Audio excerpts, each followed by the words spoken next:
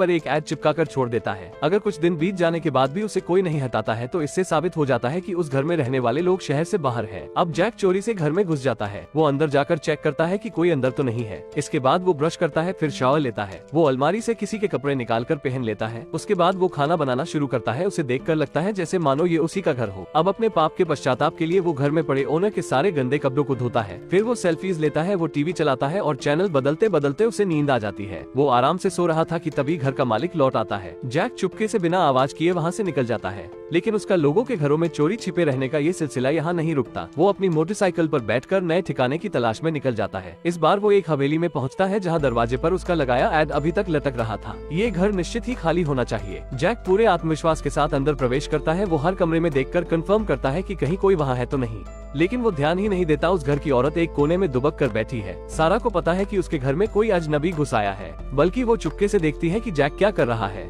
Jack अपने लिए खाना बनाने किचन में जाता है। सारा चुपचाप उस पर गौर करती है। उसका चेहरा चोटों से भरा हुआ है। ऐसा लगता है जैसे उसे बहुत बुरी तरह से पीटा गया है। अब खाना खाने के बाद जैक हर बार की तरह घर के सारे गंदे कपड़ों को इकट्ठे करता है। वो उन्हें धोना शुरू करता है। अब वो कपड़ों को ले जाकर बालकनी में सूखने के लिए डाल देता है। अब वो बाथ टब में नहाने बैठता है। नहाने के बाद वो वेइंग स्केल पर खड़ा होता है, लेकिन स्केल खराब था। सारा दूर बैठकर उसे वेइंग स्केल को ठीक करते हुए देखती है, लेकिन जैक सारा को नहीं देखता। जैक के जाने के बाद सारा देखती है कि उसने वेइंग स्केल को सही कर दिया है। जब जैक रात में सोने जाता है तो सारा उसके कमरे का दरवाजा खोल देती है। वो एक दूसरे की तरफ देखने लगते हैं। जैक चौंक जाता है। तभी घर का फोन बजता है। ये उसके पति का फोन था जो अभी घर आने वाला है। जैक जल्दी से कपड़े पहन लेता है। वो अपनी चीजें समेटकर यहाँ से निकलने की तैयारी करता है, लेकिन जब उसे सारा को लगी चोटों का ख्याल आता है तो वो उसकी चिंता करते हुए वापस आ जाता है। वो सारा को बाथरूम में रोते हुए देखता है। वो समझ जाता है कि सारा किसी बड़ी मुसीबत में है। वो उसके लिए म्यूजिक बजाता है। जब सारा नहाकर बाहर आती है तो एक लुढ़कता हुआ बॉल उसके पास आता है। सारा उसे वापस फेंकती है। अब जैक भी उसे वापस भेजता है। दोनों इस तरह आपस में खेलते हैं, लेकिन एक दूसरे से वो एक शब्द भी नहीं कहते। अब खाने की मेज पर हस्बैंड सारा को बताता है कि जब से मैं घर आया हूँ मुझे ऐसा क्यों महसूस हो रहा है कि जैसे कोई और भी इस घर में रह रहा है। सारा हस्बैंड की बातों को नजरअंदाज करते हुए खाने की प्लेट उसकी ओर खिसका देती है। हस्बैंड पलटकर पीछे देखता है, लेकिन उसे पीछे कोई दिखाई नहीं पड़ता। लेकिन इसी मौके का फायदा उठाकर जैक उसके पीछे से टेबल से खाना उठाकर खा लेता है। अब शाम के वक्त हस्बैंड सैम रोज की तरह सारा को पीटना शुरू करता है। जैक जो घर के बाहर खड़ा था इस जुल्म को सहन नहीं कर पाता। वो सैम का ध्यान खींचने के लिए घर के बाहर गोल्फ खेलने लगता है। सैम घर से बाहर निकल कर आता है। वो देखता है कोई अजनबी उसके घर में घुस आया है। वो अपना फोन निकालकर पुलिस को फोन लगाने जाता ही है कि तभी जैक द्वारा हिट की गई गोल्फ बॉल सीधे आकर उसे लगती है। अब जैक घटनास्थल से निकलने लगता है, तभी सारा उसके पास आती है। वो उसकी मोटरसाइकिल पर बैठ जाती है और दोनों रात के अंधेरे में गायब हो जाते हैं। अब माइक उसे किसी दूसरे के घर में ले जाता है जहाँ उसका लगाया एड अभी तक लटक रहा था। अब वो यहाँ कुछ दिन रहने की सोचते हैं। रात में जैक सोफे पर सो जाता है जबकि सारा बेड पर सोती है। जागने पर दोनों कपड़े धोते हैं और मिलकर खाना बनाते हैं।